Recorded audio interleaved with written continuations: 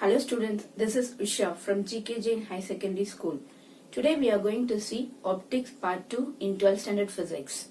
In last session we have seen about the one phenomena of light, which is reflection. Today we are going to see the next phenomena of light, refraction. Today we are going to see 12th Standard Physics Optics Part 2, Fierce method. So here is the apparatus used by Fierce for determining speed of light in air. Now we'll see how the apparatus are arranged. The light from the source S was first allowed to fall on a partially silvered glass plate G kept at an angle of 45 degrees to the inclined light from the source. The light then was allowed to pass through the rotating toothed wheel with N turns and N cuts of equal width, whose speed of rotation could be varied through an external mechanism. The light passing through one cut in the wheel will get reflected by a mirror M kept at a long distance D, about 8 km from the tooth wheel. If the tooth wheel is not rotating, the reflected ray once again passed from the mirror would again pass to the same cut and reach the eye of the observer through the partially silvered glass plate. The angular speed of rotation of the tooth wheel was increased from 0 to a value omega until light passing through one cut would completely be blocked by the adjacent tooth. Expression for speed of light. The speed of light in air V is equal to the ratio of the distance the light travelled from the tooth wheel to the mirror and back 2d to the time taken t. As we all know that velocity is equal to distance taken by time taken. V is equal to 2d divided by t. The distance d is known value from the arrangement. The time taken t for the light to travel the distance to and fro is calculated from the angular speed omega of the toothed wheel.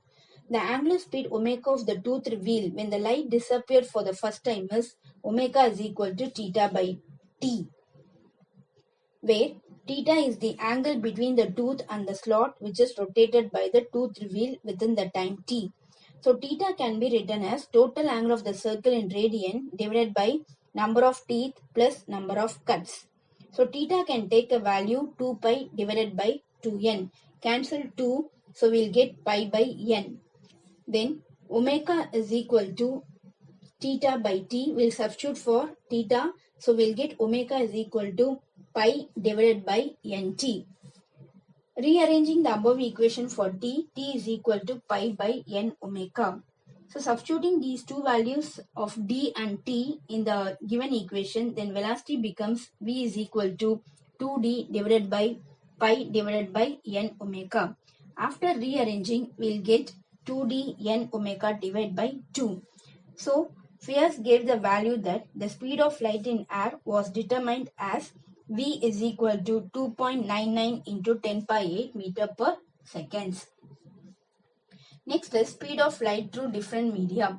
Different transparent media like glass, water, etc. were introduced in the path of light by scientists like Foucault and Michelson to find the speed of light in different media.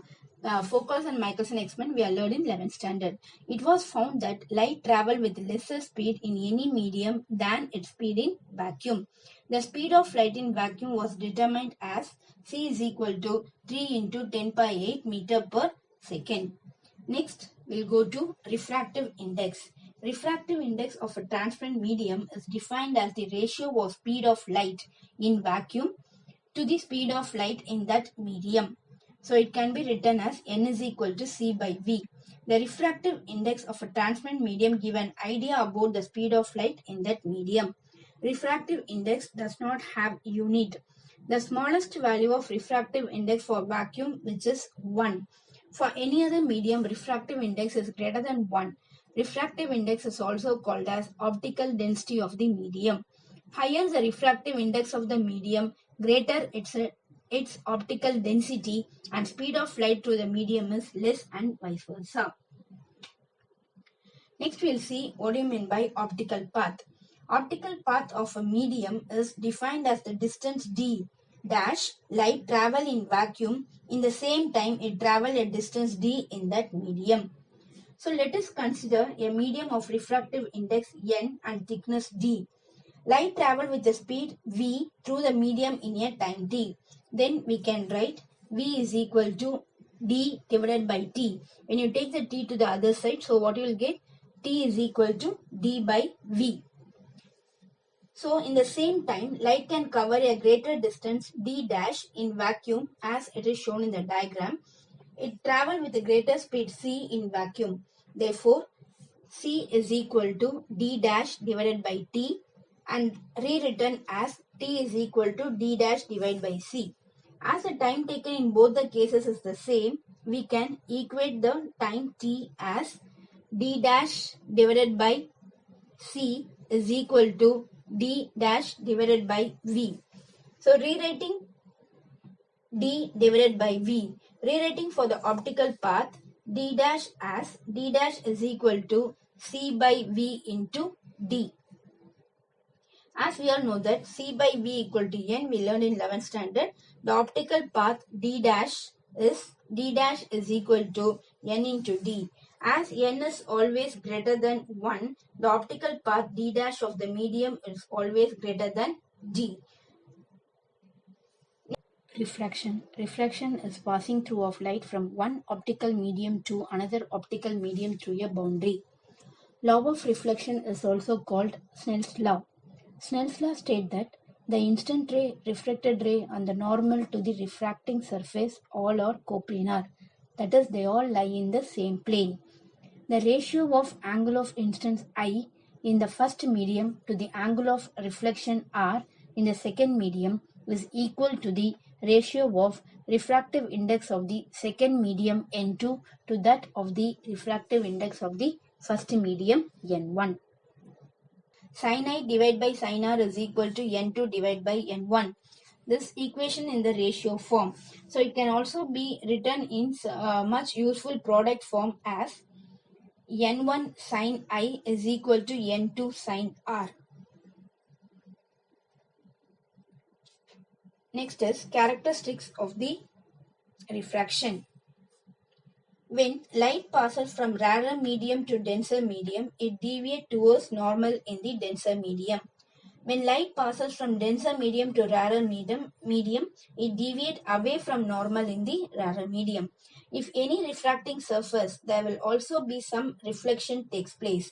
Thus, the intensity of refraction light will be lesser than the incident light.